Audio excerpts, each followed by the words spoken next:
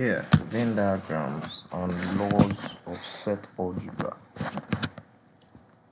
Venn diagrams are visual representations of sets and their relationships. The rectangle represents the universal set. Of course, this is the same capital U that we have been using to describe universal sets. And circles represent individual sets.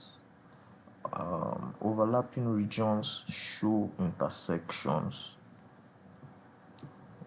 Venn diagrams help visualize set operations just like maps help visualize geographical locations. Illustration. Draw Venn diagrams for A union B. As you can see, this is the representation.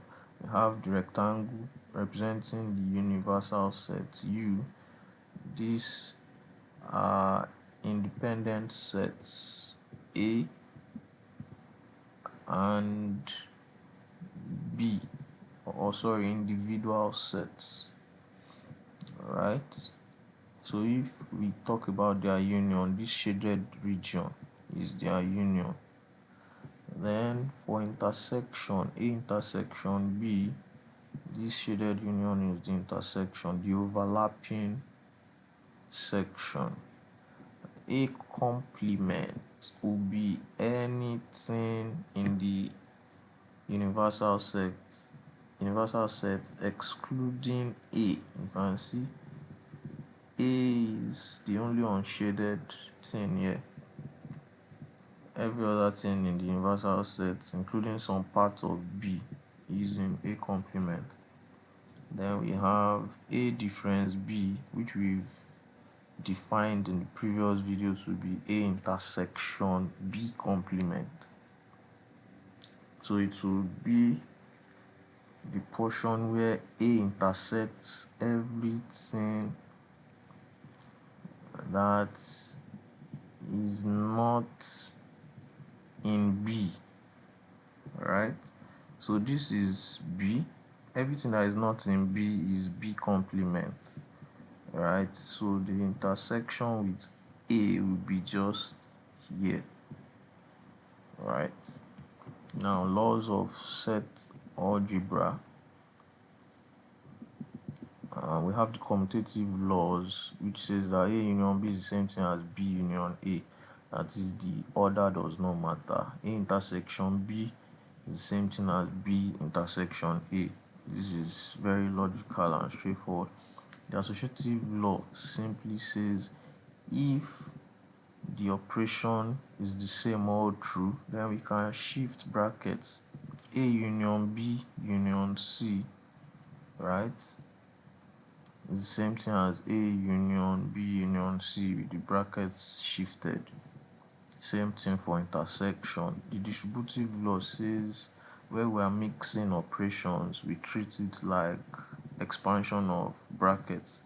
So A union B intersection C will be A union B intersection A union C, right? A union B, then this intersection A union C, just like we're opening brackets in usual algebra. Same thing for the intersection. A intersection B union C will be A intersection B union A intersection C. Simple. Identity laws. If you unite a set A with the empty set with a null set, of course, you have A itself. That's logical. You intersect A with the universal set, of course, you'll be left with A. Complement laws. A union A complement should give you the universal set. A complement is everything in the universal set excluding A. Then you now unite with A, of course, you generate the whole universal set. The next one, A intersection A complement, must be empty. A complement is everything in the universal set excluding A. right? So there cannot be any elements in their intersection. They are therefore called one type of set that we mentioned earlier. Write the answer beside this.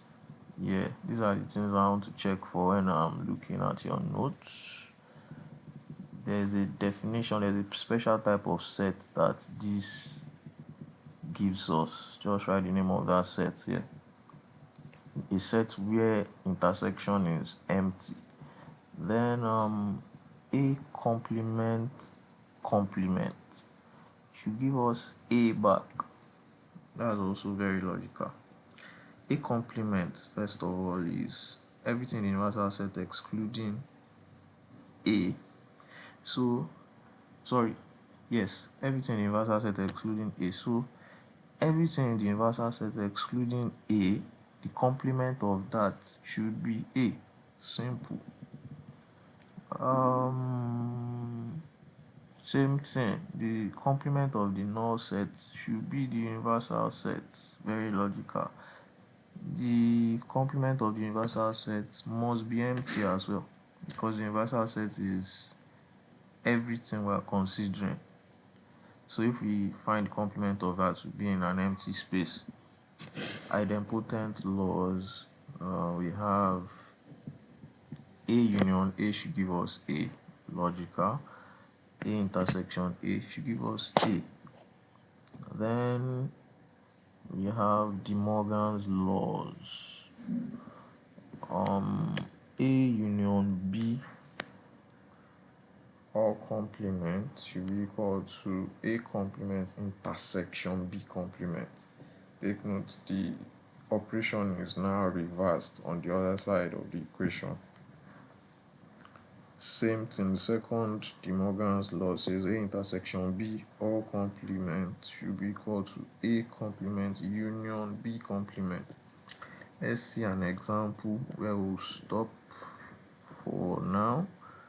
In the next class, which should be physical, we'll treat real life